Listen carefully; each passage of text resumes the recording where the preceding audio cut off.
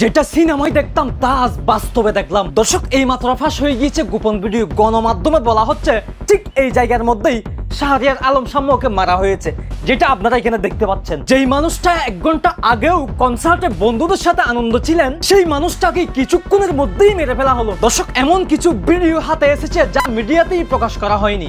এই পুরো ভিডিওতে আমি দেখাবো কিভাবে, কোথায়, কারা তাকে মেরেছে।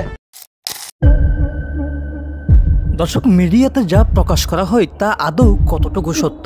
শাহরিয়ার আলম শাম্যকে আসলে কিভাবে মারা হয়েছে চলুন দেখে নেওয়া যাক।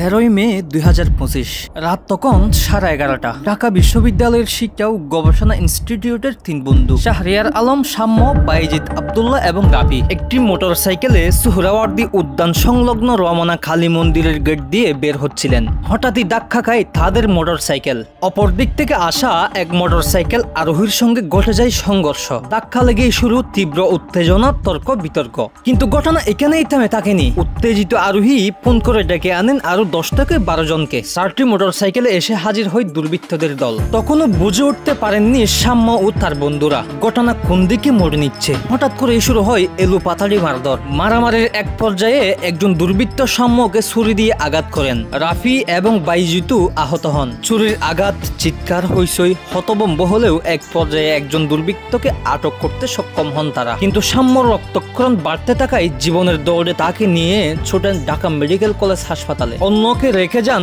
স্থানীয়দের হাতে। পরে জানা যায় তাকেও ছেড়ে দেওয়া হয়। দিবাগত রাত 12টার দিকে রক্তাক্ত অবস্থায় শাম্যকে ঢাকা মেডিকেল কলেজ হাসপাতালে নেওয়া হয়। ডাক্তার জানান তিনি আর বেঁচে নেই। শাহরিয়ার আলম শাম্য শুধু একজন শিক্ষার্থী নন, ছিলেন একজন স্বপ্নবান তরুণ। এই হত্যা শুধু একটি বন্ধুর মৃত্যু নয়, বিশ্ববিদ্যালয় প্রাঙ্গণে অনিরাপত্তার এক করুণ বার্তা। বাইজিদের ভাষ্যমতে হামলাকারীরা কেউই ঢাকা বিশ্ববিদ্যালয়ের নয়। শাহবাগ থানায় মামলা হয়েছে, তদন্ত করছে পুলিশ। কিন্তু প্রশ্ন রয়ে যায়, রাতের শহরে বিশ্ববিদ্যালয়ের ছায়ায় কেন, কারা, কিভাবে এমন নির্মম হত্যাকাণ্ড ঘটাতে পারলো?